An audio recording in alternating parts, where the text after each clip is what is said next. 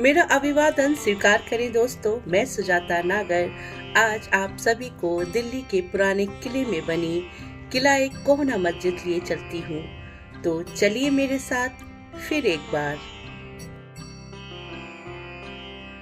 बड़े दरवाजे से प्रवेश करें और सीधे चलें। सबसे पहली संरचना जो आपको दिखाई देगी वह है मस्जिद, जिसे किला कोहना मस्जिद के नाम से जाना जाता है।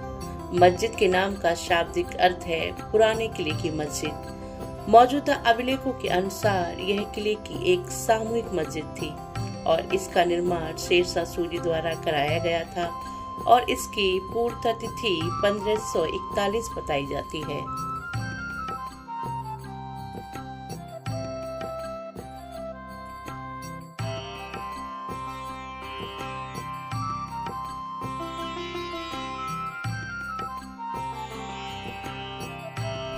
आज पुराने किले में लगभग 8 संरचनाएं देखी जा सकती हैं, जिसमें द्वार, हमाम, बावली, शेर मंडल, किला कोहना मस्जिदें और किले की दीवार या प्राचीर के साथ साथ दिल्ली के विभिन्न युगों की खुदाई शामिल है।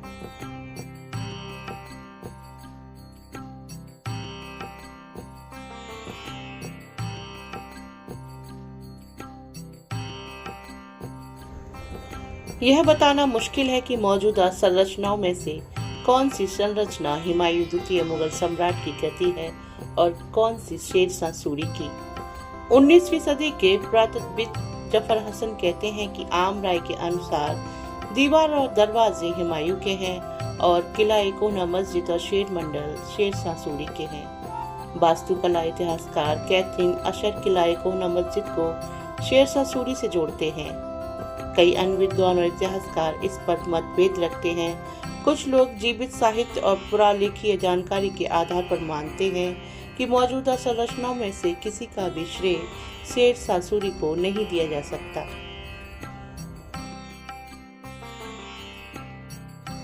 किला कोहना मस्जिद पुराने किले की एक प्रमुख संरचना है, जिसका निर्माण शेरशाह द्वारा 1542 ईस्वी में करवाया गया। यह मस्जिद एक सौंदर्यपरक संरचना है जो लोदी और मुगल राजवंशों के बीच की परिवर्ती अवस्था को दर्शाती है।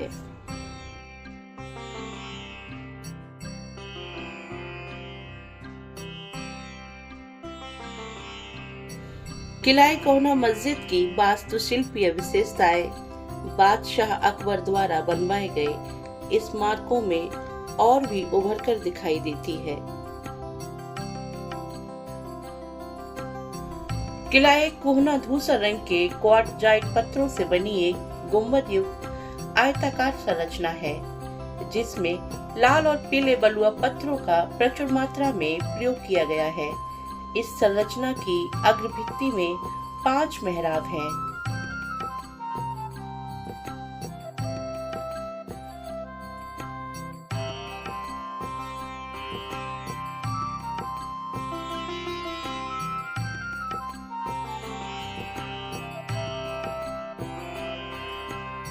आज यह मस्जिद पुराने किला में सबसे अच्छी तरह से संरक्षित इमारत है।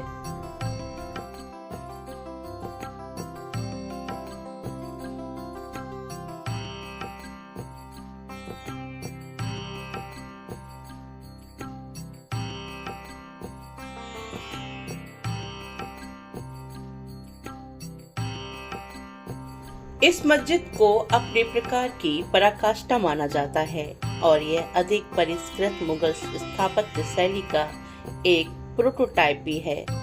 यह क्षेत्र में नुकीले मेहराब के व्यापक उपयोग का एक प्रारंभिक उदाहरण है, जैसा कि इसके 5 दरवाजों में सच्चे घोड़े की नाल के आकार के मेहराबों के साथ देखा जा सकता है। लाल, सफेद और स्लेट के रंगों में संगमरमर का प्रयोग केंद्रीय ईवान पर शिलालेखों के लिए किया जाता है, जो लोदी से मुगल वास्तुकला में परिवर्तन का प्रतीक रहा।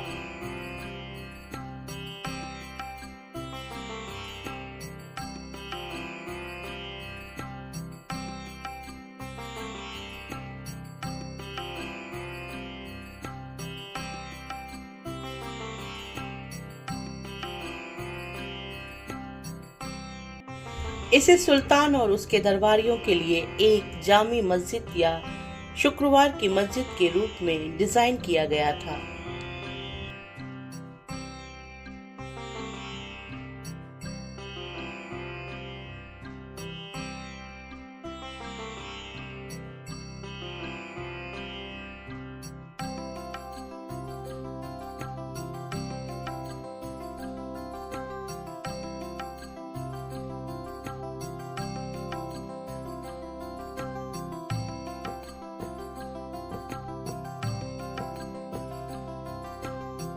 मुख्य मेहराब एक उत्कृष्ट संरचना है जिसमें महीनता से तराशे गए सफेद और धूसर रंग के संगमरमर के पत्थर से की गई भराई और कारीगरी देखी जा सकती है। मेहराबों के अतिरिक्त किला कोना की छतें भी अत्युत्तम है। मध्यवर्ती मेहराब या ईवान पर गड़े हुए कुरान के छंदों के अंशांकन युक्त पट्टे उसे अलंकृत करते हैं। पश्चिम मुखी मेहराब मस्जिद की वास्तुशिल्पीय और प्रतीकात्मक केंद्र बिंदु हैं और यह इबादत की दिशा इंगित करते हैं।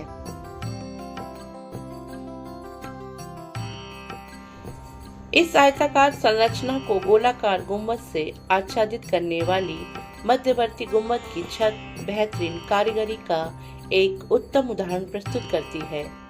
आयताकार संरचना के चार कोने बेहतरीन रूप से तरासी बगली डाटों से सुसज्जित है।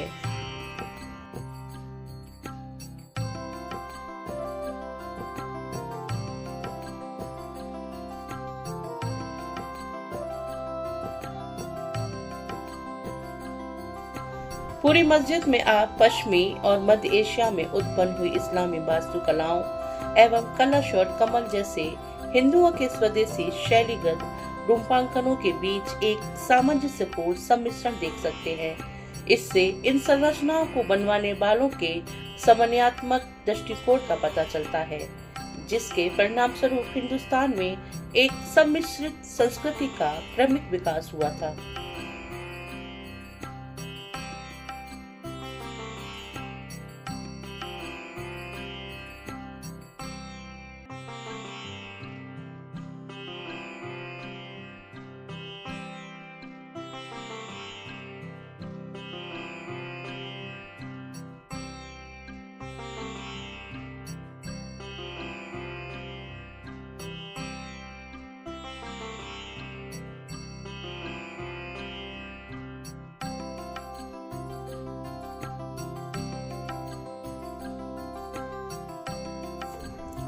मस्जिद एक दो मंजिला इमारत है।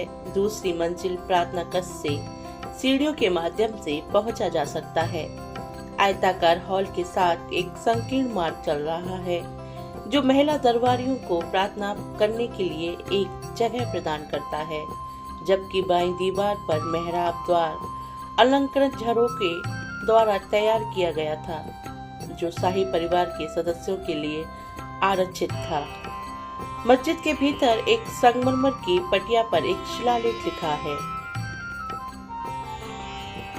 जब तक पृथ्वी पर लोग हैं तब तक इस इमारत में लोग आते रहें और लोग इसमें खुश और प्रसन्न रहें।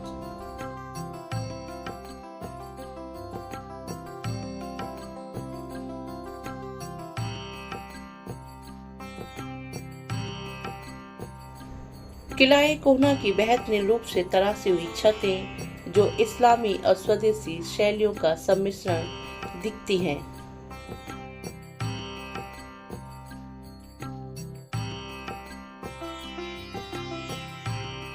लेखक और इतिहासकार गायस टिलोटसन लिखते हैं, ईंटों और टाइलों से बनी मध्य और पश्चिमी एशिया की वास्तुकला को भारत की उपजाऊ भूमि के कुशल भारतीय कारीगरों द्वारा उत्कृष्ट रूप से तरासे गए पत्थरों की वास्तुकला में रूपांतरित किया गया है।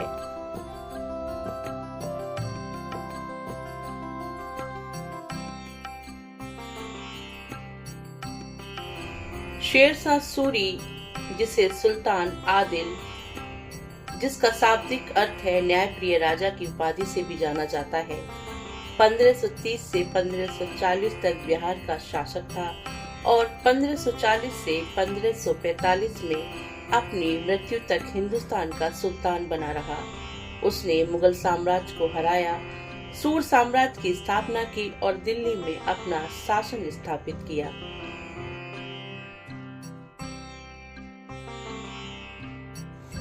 उनका जन्म का नाम फरीद खान था। 1526 के बाद उन्हें शेर खान की उपाधि दी गई। 1540 में हिंदुस्तान के सुल्तान के रूप में उनके राज्याभिषेक के बाद उन्हें शेर शाह के नाम से जाने जाने लगा। सत्ता में रहने के दौरान वे युद्ध में अपराजित रहा और इतिहास में सबसे कुशल अफगान जनरलों में से एक के रूप में प्रसिद्ध है। उसके शासनकाल के अंत तक उसके साम्राज्य ने लगभग पूरे उत्तरी भारत को कवर कर लिया था।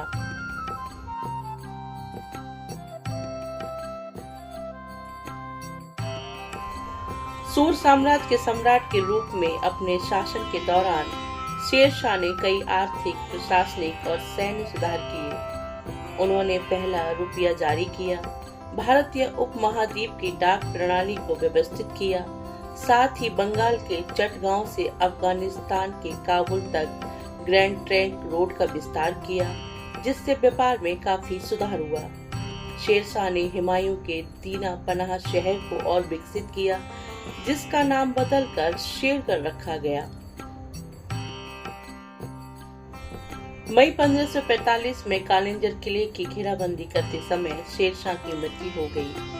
उनकी मृत्यु के बाद साम्राज्य गृह युद्ध में उलझ गया, जब तक कि अंततः मुगलों ने इसे फिर से जीत नहीं लिया।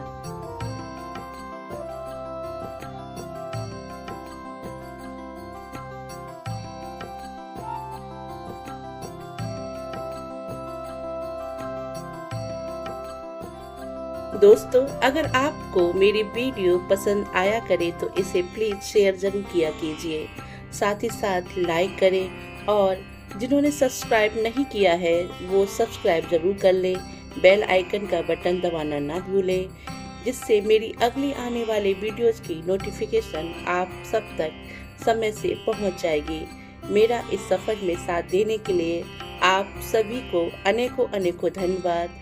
नमस्कार, फिर मिलते हैं एक नई वीडियो के साथ।